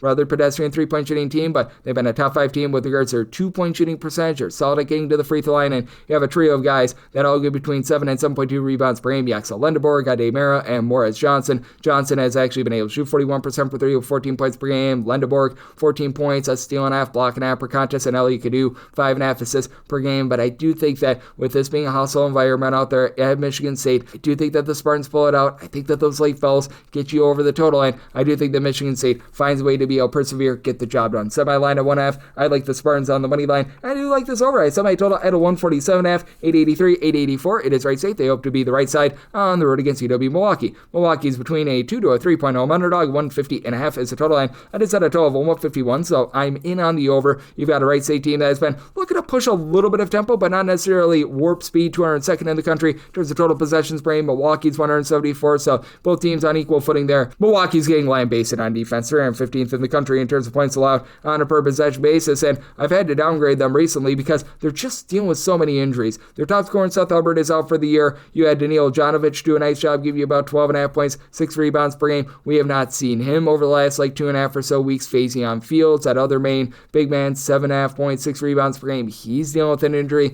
as well, and with those guys currently being out of the fold, that means that Aaron Franklin, he needs to be your main guy down low with about 5.5 points, 6 rebounds per game. He's a little bit undersized. It's a UW Milwaukee team that doesn't even shoot it well from three, outside the top 240 with regards to both their 2-point and 3-point shooting percentage. They're outside the top 3 in terms of free throw shooting percentage as well, and they really get it taken to them with regards to their overall shooting percentages. They're outside the top 3 in terms of both opponents' 2-point and 3-point shooting percentage, and that's a big reason why I'm in on the over, especially with the Wright St team that they shoot 36.5% from three. That is a top 75 mark in the country with Michael Cooper, 15 points, shoots 35% from three. But then you've got Dominic Pangonis along with Solomon Coughlin. They combine for about 16 points per game. They both shoot 40+% from 3-point range. TJ Birch has been able to throw in their 3 steals per contest. As Wright St has been solid in terms of generating turnovers, top 150 team in terms of turnovers generated on a per possession basis. Now, one thing Milwaukee has done a great job of, top 75 team in terms of fewest turnovers on a per possession basis, but they are one of the worst teams in being able to guard the arc, and with Wright State shooting 40.5% 30% from three-point range away from them. I think that they're going to be able to gobble them up here. Wright State, country average team, shooting about 73% at the free throw line. You've got Michael Emirage, who's been able to give you 12.6 rebounds per game, and him being the lone guy that gives you over 5 rebounds per game typically would be an issue, but again, UW Milwaukee is banged up down low. So I did set Wright State as a 5-point favorite. Willing to lay that number, and at a 150.5 or less, I'm in on the over. 885, 886. It's Dayton. They're on the road against St. Louis. St. Louis is a double-figure favorite here as you're laying 11.5 points with them. 151.5 to 152.5 is the total, and I did set a total of 154.5. I'm in on the over. You've got a St. Louis team that is very much looking to push some tempo in terms of total possessions per game. The team clocks in at 36th in all of college basketball. Meanwhile, for Dayton, they're more around 143rd, and for Dayton, they're down with regards to their overall three-point shooting percentage. They are now shooting about 236th in the country at 32.6% from the outside. It's a St. Louis team that has been just very good in general. Top 20 team in terms of both points scored and points allowed on a per possession basis. They shoot at home 41.2% from three-point range, and that's an issue considering that Dayton, they've been really good in terms of generating turnovers. This Dayton team is a top 10 team in terms of turnovers generated on a per possession basis, but they do so at the cost of their three-point shooting defense. They allow teams to overall shoot 35.2% per three. That's 250th in the country. That goes to 36.4% away from them. They've dealt with a little bit of an injury to their 7'1" versatile big man, and Emil Latang, which has been hurting things a little bit. He's given you about 10.5 points, 5.5 rebounds per game for Latang. There's a good possibility that he's going to be able to play in this game after he was just a no-show in the last year. He finally was able to get things going against Rhode Island, so that's a good sign for them. But Javon Bennett, 16 points, 31% three-point shooter. He's their main guy with regards to being able to help facilitate the offense. And I mean, for the same team, they've been relatively okay down low. They've been a top 150 team with regards to their own two-point shooting percentage, top 125 team in terms of opponents' two-point shooting percentage, but they're getting line-based on the glass. They're outside the top 280 in terms of percent of their missed shots that become an offensive rebound. Meanwhile, for St. Louis, they should be able to own that aspect of things. The St. Louis team has become a top 30 team with regards to rebound percentage, and it's a whole greater than the sum of its parts approach. You've got 8 different guys between 13.1 and 7.7 points per game. Robbie Avila shooting 47% from 3. Trey Green, 46.5% from 3. They combine for about 25 points per game. You've got a St. Louis team that does have a little bit of an issue with the turnovers. They're outside the top 185 in terms of turnovers on a per possession basis, but with them being a top 15 team in both their 2-point and 3-point shooting percentage on offense. And then on defense, they're in the top 25 in terms of opponents' 2-point and 3-point shooting percentage. I do think that they're going to be very dominant with that respect. I do think that Dayton is going to be giving up a lot of open looks from 3, and that allows St. Louis, who has someone that comes in off the bench, and it's from Sharma, who shoots 40% from 3, gives you 9 points per contest. Brady Dunlap, he's been able to shoot 41% from 3. The weapons upon weapons, I think, adds up. I think that St. Louis gets the job done. So my total 154.5. I like the over, and I'm willing to lay up to 12 here with St. Louis. 887, 888. Boise State, they're going to be on the road against Grand Canyon, and Grand Canyon does find themselves as a 1.5 point favorite. 139.5 to 140.5 is the total, and with Grand Canyon, I made them a 4.5 point favorite, so I'm going to be willing to lay the number. Not a lot of second and third chances to be had here. Both of these teams have been very good on the defensive glass. With Boise State, they're a top 10 team in terms of defensive rebound percentage. Top 55 mark for Grand Canyon, and Grand Canyon has been doing an okay job in terms of generating turnovers. I'm not going to call it amazing, but that's that in terms of turnovers generated on a per possession basis. Top 125 team in all of college basketball. And they themselves are about 240th in terms of ball security on offense, but you do have a Boise State team that in a road or neutral court venue, they've been outside the top 235 in terms of generating turnovers. And for Boise State, it just feels like Dylan Andrews has not been the best fit in the backcourt. He comes in from UCLA, 10.5 points, 3.5 assists, but I mean, he's been hit or miss with regards to his overall shooting at about 30% from 3-point range. He's turning the ball over a little bit more than what you'd like. And Boise State, you'd think that this team would be executing really well down low, but they're outside the top 145 in their own 2-point shooting percentage, outside the top 180 in terms of opponents' 2-point shooting percentage, and with Grand Canyon being outside the top 300 with regards to their own 3-point shooting percentage, that's going to be big for them. Now, you do have Andrew Meadow, who's been very versatile for this Boise State team, 13 points, 3.5 boards. He's been able to shoot about 40% per 3. Javon Buchanan, 35.5% 3-point shooter, about 11 points per contest as well. Even Pierce Carmichael has been solid, but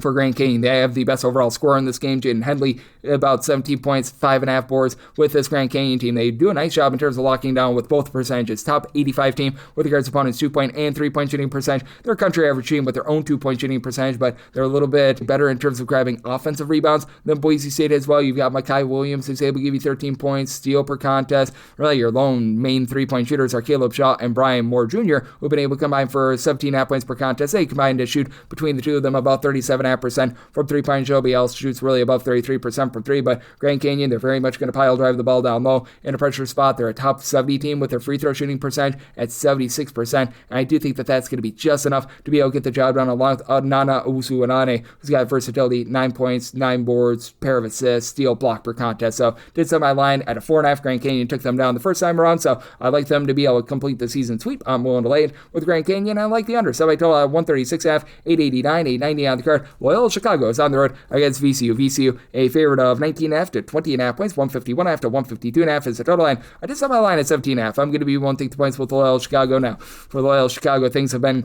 ghastly for them all season long. They are currently shooting 30.7% from three-point range. That's already 320th in all of college basketball, and they are well outside the top 275 turns points allowed on a per possession basis. And this is a VCU team that they shoot 36.5% from three-point range. That is a top 50 mark in the country, and VCU not going to be under any duress in this game. And this has been a VCU team that's had a little bit of difficulty with turnovers, as Loyola Chicago outside the top 325 in terms of turnovers generated on a per possession basis. And for this Loyola Chicago perimeter defense, they are allowing teams to shoot 38.2% from three-point range, so that's less than savory. And that's the big reason why I did so I told you at a 155.5. I am going to be in on the over. Now you've got a Loyola Chicago team that's playing very slowly, 322nd in terms of total possessions per game. VCU, they're a fast team, not a warp speed team, but 127th in terms of total possessions per game. But it is a VCU team that they themselves are going to give it up a little bit from the outside. Right now they're 222nd in terms of opponents' three-point shooting percentage. But for VCU, you've got a lot of guys that just have great versatility. JD and Tracy, he comes over from Oregon and he's been able to give you double figures. You've had Terrence Brown really be the main scorer for the team, as he's headlining things with between 14.5 to 15 points per contest.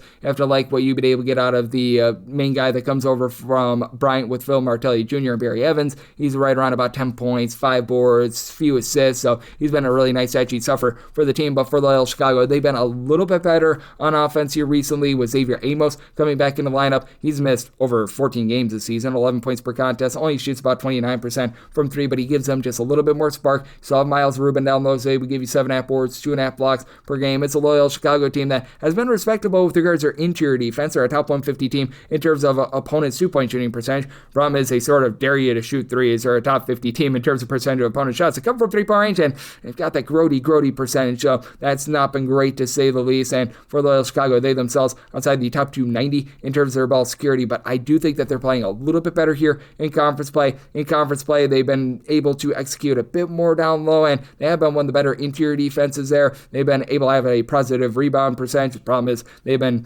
turning the ball over 7 times more than their opponents, but that said, I do think that VCU turns those into fast break buckets. I do think that this Loyola Chicago team finds just enough good looks to be able to hold in there. So I did set a line here of 17.5. I'm going to be willing to take the points with Loyola Chicago, and I do like the over. Set my total 155.5, 891, 892. UNLV is on the road against Nevada, and Nevada is a favorite here of 7.5 points. Total on scheme 148.5 to 149.5. The old Nevada Day game, and I'm going to be willing to take the Wolfpack because I did set them as a 10.5 point favorite. For UNLV, this has not been a team that's really been able to find it from three-point range. They've been outside the top 250 with that regard, and they're allowing teams to only shoot about 33.2% from three-point range away from home. So it's going to be an interesting sort of something's got to give sort of scenario. As Nevada, they are 17th in the country with their three-point shooting percentage at 38.6%. Meanwhile, UNLV, they actually shoot better away from home rather than at home with their three-point shooting percentage. That said, this is also a UNLV team that has had a little bit of a tough time just being able to put together good, clean possessions. They're outside the top 220 in terms of turnovers on a per possession basis on offense, while Nevada, they're one of the best teams in terms of keeping things clean. 17th in the country in terms of fewest turnovers on a per possession basis, and it's a UNLV team that it's been very much mix and match with all the injuries to the team. Miles Shea was supposed to be one of their top performers, has not gotten out there this year, but you have been able to have Kamani Hamilton along with Tyron Jones down low combined for just over 22.5 points per contest. Jones has been able to throw in their 2 blocks per contest. Between the two of them, get about 9 rebounds per game. You've had Emmanuel Stephen come off of injury as a 7-footer, give you about 6 points, 6 boards, so he's been able to do a nice job there. Andre Gibbs-Lawhorn, 17 points, shoots 930s from three-point range. Problem for this UNLV team is that they're outside the top 175 in terms of both opponents' 2-point and 3-point shooting percentage. This has been a team that's been outside the top 175 with regards to rebound percentage, and then you combine that with the fact that they take a lot of threes and they don't hit a lot of threes. That's been an issue. Now, for Nevada, they're not really executing down low in terms of their 2-point shooting percentage. They're outside the top 335 in all of college basketball, but they've been able to do a nice job in terms of rebound front. They've been a top 125 team with regards to rebound percentage with Elijah Pratt Price, 12 points, pair of blocks, 9 rebounds per game. Corey Camper dealt with a little bit of injury, but since he's come back, he shot 42% from 3 with 16 points per game. Tayshaun Comer, 13 points on 37% 3-point shooting. And then Chuck Bailey shoots 43% from 3. They're still dealing with an injury to one of their main big men in Joel Armatrain, but I've had a lot of guys in the interim be able to step up, like Yvonne Weems, who's able to give you about 7.5 points, just under 4 rebounds per game. And I do think that if it comes down to free throws, Nevada's going to be able to cover this game because they shoot 76% at the free throw line. And it's a Nevada team that they're not going to put you under too much stress themselves. So I do think that you're going to be able to get good, clean possessions in this game. I did set my total as a 154.5 as a result. You do have a Nevada team that's relatively slow. In terms of total possessions per game, 292nd. UNLV, though, they're looking to fly. In terms of total possessions per game, 49. So I'm going to be in on the over, and I'm going to be willing to lay it here with Nevada. And we wrap things up with 893, 894, Georgia Southern. They are on the road against Louisiana Monroe. Monroe does find themselves as an underdog of 11.5 points. Totals between 161 to a 162, and I'm in on the over. I did set my line at a 167.5, and I'm willing to lay up to 11 with Georgia Southern. I set this line at 11.5. This game was supposed to be played yesterday, but it got postponed. You've got a Louisiana Monroe team that just has not been able to execute well on defense whatsoever. In terms of points allowed on a per possession basis, they are a nice hearty 344th in all of college basketball, and you've got Georgia Southern, who's really looking to push tempo. 20th in the country in terms of total possessions per game. Monroe, they are 68th, and for Monroe, they've been a country average team, shooting 34% for 3, 178th in the country. Last 3 games, they've only shot 23.1% from the outside, but Georgia Southern, they should be able to find some good looks themselves, even though they've been outside the top 200 with their 3-point shooting percentage, as you've got a bunch in Louisiana Monroe that is 349th in opponents' 2-point shooting percentage, you're in 85th in terms of opponents' 3-point shooting percentage. I recognize that the sort of travel snafus should be able to help out Louisiana Monroe a little bit, but I mean, it's a team that's just been playing a very funky schedule with having to play that back-to-back. Last week, you do have Batavius Russell, Christian Lewis, who've been able to combine for 32 points per game, and Russell shoots 36% from 3. Lavelle Bruneau, he's been able to shoot about 42.5% for 3, 13.5 points per contest. He's been a little bit in and out of the lineup, though, and has been very limited in the last few games. I do think that the fact that this team has had about a week off should actually be able to help him out in this spot. And then for Georgia Southern, you've got Spud Webb along Tyron Moore leading the way with a combined 30 points per contest. Moore gives you more with shooting 36% from 3, and Georgia Southern, top 90 team in terms of turnovers generated on a per possession basis, while they themselves maximize their own possessions. They only turn the ball over 10.2 times per contest when you consider how quickly they're playing. That's one of the top marks in terms of their own ball security in all of college basketball. And Monroe is just outside the top 300 with regards to overall rebound percentage, even though you got a Georgia Southern team that, yeah, they're not doing a great job themselves. They're outside the top 275 in terms of rebound percentage. Alden Applewhite, one guy on the roster that gives you over 4.5 rebounds per game. Do think that Georgia Southern goes out there, dominates this game. I'm willing to lay up to 11 with Georgia Southern, and like the over, semi-total 167.5, and that wraps things up for the Friday edition of Coast to Coast Hoops, now part of the VSiN Family Podcast. Big thanks to Rob Donaldson, who does great work with the show/podcast Rob's Best Bets, for joining me in the last segment. If you do like hearing from this fine podcast, Coast to Coast Hoops, you're able to subscribe wherever your podcasts, Apple Podcasts, Google Play, Spotify, Stitcher, and TuneIn. If you have a question, comment, segment idea, what have you for this podcast, you have one or two ways we offer those in. First one is my Twitter/X timeline at GUDIT_81. Keep in mind, there's the they mean does not matter, so as per usual, please do send these into the timeline, and the other way is find an Apple Podcast review. If you rate this podcast 5 stars, it's very much appreciated, and from there, you're able to fire in whatever you'd like to hear on this podcast via that 5-star review. I'm with you guys every single day on this podcast with picks and analysis on every game every day, so I'm back with you once again tomorrow. Thank you.